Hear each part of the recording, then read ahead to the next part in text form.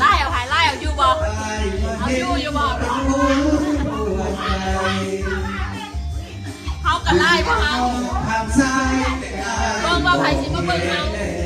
อยู่สิเป็นเต้นแล้วนั่นบอกจืดคือกับฟังเสียงมันก็เพลงคือกับพันเทเบิ่งไป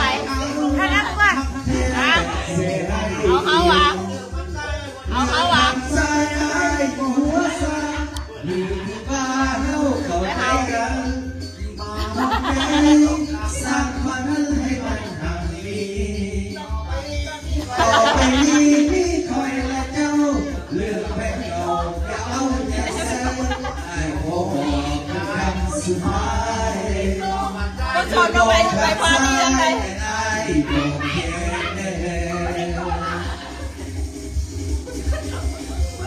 อ๋อมีคนมาเบิ่งแล้วเสียหายไม่ไปนั้นไม่ไปนั้นเสียหายใจไม่ไปนั้นโอ้โห the first one เมาบอง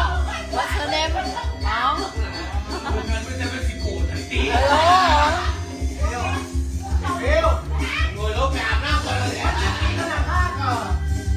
ต้องสนเอากินนะกินบังเกรบให้คนเบิ่งเอ้าคือ300คนมาบอลไปซ่อมยาแล้วบอลได้ที่ขึ้นนั่นแหละเธอเลิกไม่ไหวนอนว่ะไม่ตกลงไปตายเลยยังปวดรับปวดนอนว่ะโอ้ซาดูดิ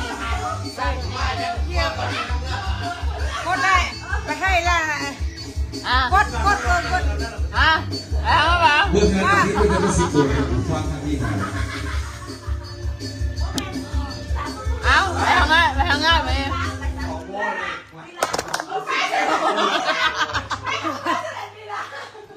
จอยมึงกล้องกับมา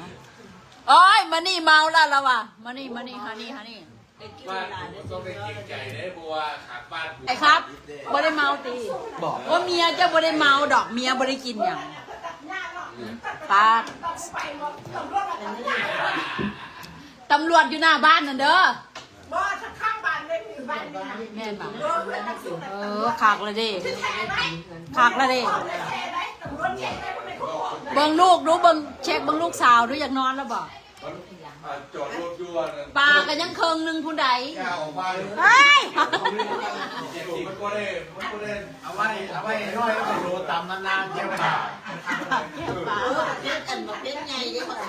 แม่นบอกที่แอวมันเหมือนเลยนะเวลามันยางออกรถมันก็ปืนคัดเอวแล้วก็จับคัดเอวด้วยเอากับประมาณนี้แหละถูกอ่ะ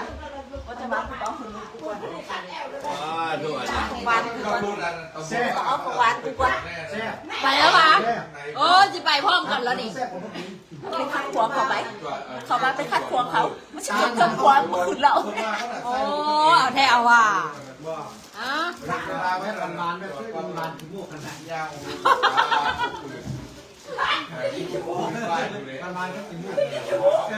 ว้าวปลาแซ่บปั่นนั่นน่ะเอาไปในโคตรมันกินเพิ่งปลาคนละว่าแซ่บมาแท้ว่าแซ่บได้เฮ้ยแซ่บลูกไปนี่ไปนะอันนี้ซิมเลยเป็นยังคือว่ายังซิมเอาแล้วเป็นเลยมันเป็นกูยาไทยว่าสั้นมันว่าแรกว่าไทยก๋วยเตี๋ยวโน้แซ่บบิลีได้น้ำมันต้นขนมมันต้นมันน่ะโน้บไดิย่องได้เฮ้ยบไดิย่องได้แซ่บบิลีได้เย้แน่ใจแซ่บเหรอวะโมแซ่บกับสิกินอีหลีได้จอยเป็นนอนทางไหนแหละมันจะไม่ได้อยู่กันลำบากอะไรนี่ก็จอยไปตัวก็จอยอ่านมึงดูคอมเมนต์กลัวพวกมาทำได้อยู่ดีโอ้ยเอาแถวมาโอเคนะฝนตกแล้วอยู่นอกเนื้อพูดละ2 ห่อไม่ได้บาทเจ้าแล้ว ตามีของขวัญให้พ่อ ยังมาดิ กูกินทีนึง ไม่เคยเห็นเลยแล้วว่า ส้มใบคั้นล้างมืออยู่บ่คั้นเบิ่งหน้าเบิ่งหน้าคนสิคั้นนี่ แซงกิ้วเด้อ เหลือเสื้อคั้นมันคั้นคั้นอยู่เฮ็ดสิเสื้ออยู่เอ้ยก็ยังบ่เอาโลดของขวัญน่ะ มือนึก หายากเลย เช้านี่ก็สะออนเรื่องอันน่ะซิคลินในมือ มันบ่ได้มีเวียกมีงานอย่างให้มันกลิ่น เฮ้ยงาน2 โมง มึง 2 โมงต่อ เบิ่งหน้าอยู่สิเคนอยู่บ่สิเคนนะ ว่า